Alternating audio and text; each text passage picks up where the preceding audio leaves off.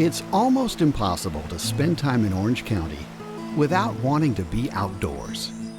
But that's only natural, because there's so much here to see and do.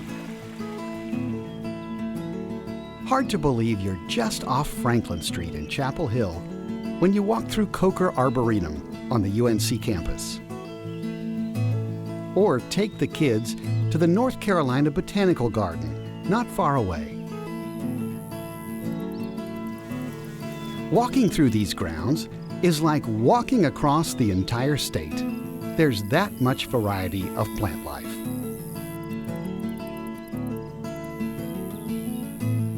Just up the road at Hillsborough is the view from Occoneechee Mountain, or a chance to wade in the Eno River.